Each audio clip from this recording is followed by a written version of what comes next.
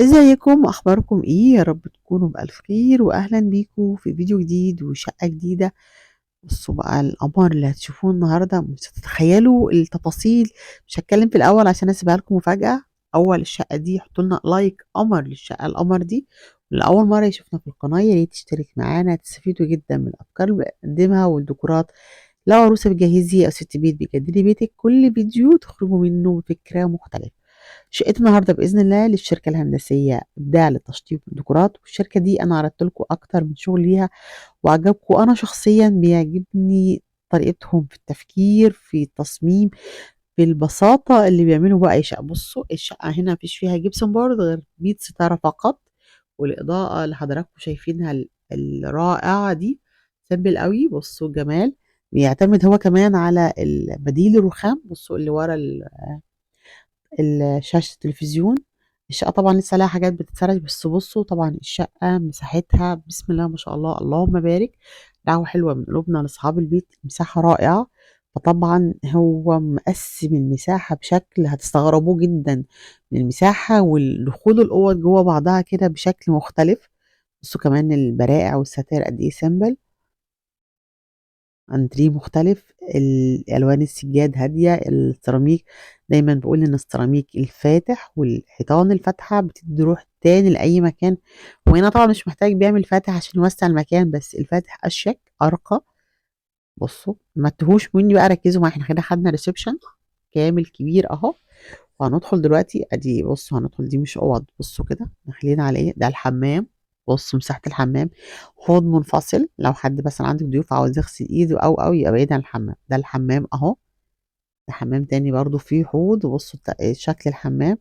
يبقى المساحة دي كلها حمام. بصوا هنا ده المطبخ. ده مطبخ. بصوا بسم الله ما شاء الله، شايفين التلاجة والفريزر ال- اللي هنا لغسالة الأطباق، هنا الغسالة الأوتوماتيك.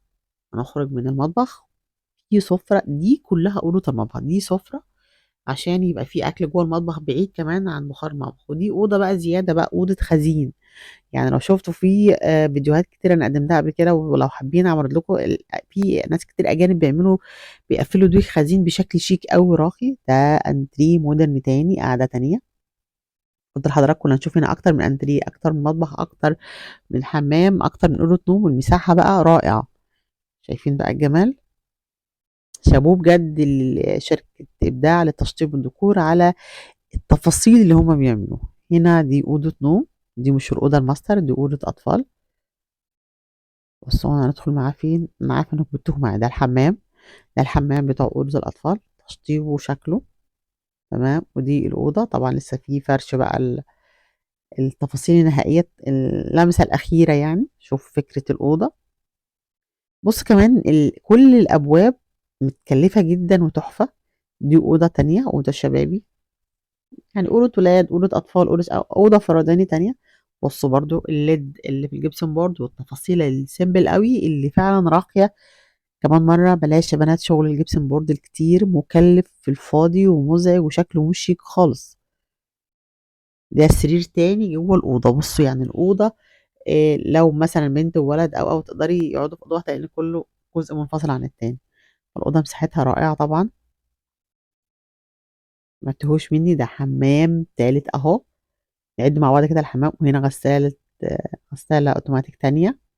عايزاكم تركزوا معايا وتعدوا معايا. بصوا الكوريدور اللي بيودي لباقي الاوض، شايفين المساحة؟ اللهم بارك. دي أوضة فاضية، فيها زي شكل من أشكال الدريسنج كده، بس لسه هنتفرج كده. دي فاضية أنا عشان كده بقول لحضراتكم إن الشقة الشكل النهائي بتاعها ما بانش. هتتفاجئوا، ده أنا قلت لكم ده دريسنج، هتتفاجئوا بحاجة تانية. ده دريسنج بقى الأصلي. بصوا تفاصيله. وطبعا ما اتفرش. الإضاءة، المراية كبيرة، هنا تسريحة، وفي هنا كمان تلاجة بار صغننة اهي. ده تاتش الجزء ده. بصوا الجمال. حلوة قوي فكرة الدريسنج. خلاص شفنا الدريسنج، بقى نشوف احنا هنتفرج على ايه دلوقتي. ده حمام تاني. ده حمام تالت او رابع بجاكوزي كامل. هوريك كمان التشطيب الالموتال بتاع الشباك والفيو كمان. يعني الشقة أساسًا بتطل على view حلو جدًا.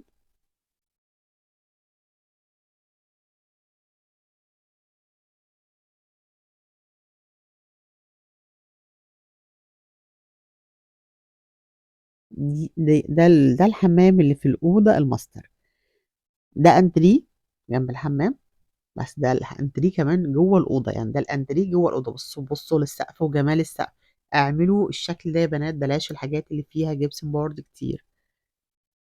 كده بقى هندخل على الأوضة الماستر رسمي بقى، ده السرير أهو، شايفين الأوضة فيها مساحة كبيرة جدًا، فيها أنتريه، فيها حمام، وشايفين المساحة والتشطيب مختلف، فكرة السرير مختلفة من غير بهرجة كتير، حاجة طبعًا الشقة مساحتها كبيرة، بس الخشب نفسه simple أوي، ما فيش فيه شغل كتير، مُعتمد هنا على البساطة، طبعًا هي البساطة كل ما تكون أقيم وأرقى بكتير من غير ما أعمل شغل كتير.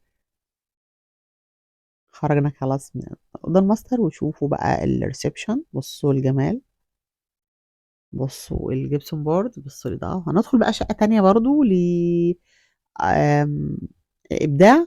أنا عاوزة أوريكم إن المساحة هناك كانت كبيرة أوي، هنا المساحة برضه حلوة محترمة، شوفوا الفرق التشطيب هنا وهنا، هو مش بيكرر أفكاره، بيعمل كل حاجة طبعًا بالاتفاق مع العميل. بُص طبعًا هنا الview رائع، حلو أوي الview تبقى فيها صراحة garden تحفة. إيه رأيكم بقى في الفرق بين الشقة هنا والشقة هنا؟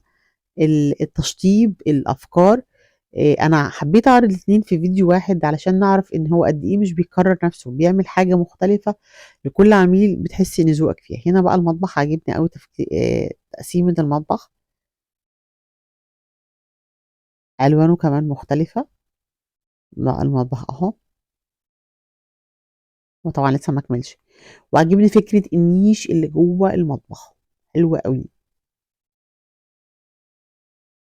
يعني الناس بتعمل ساعات ضَفْ نيش تحط حاجات المطبخ، النيش ده الأساسي، حطيت فيه الكريستالات وحاجات قيّمة جوّه المطبخ كمان، لو عندي مساحة أعمل ده، اعملي لي حاجة simple أوي، نيش صغنّن برّه والأساسي عندِك في المطبخ، لإن هتحتاجي كل الأطباق بتاعتِك والحاجات بتاعتِك جوّه المطبخ.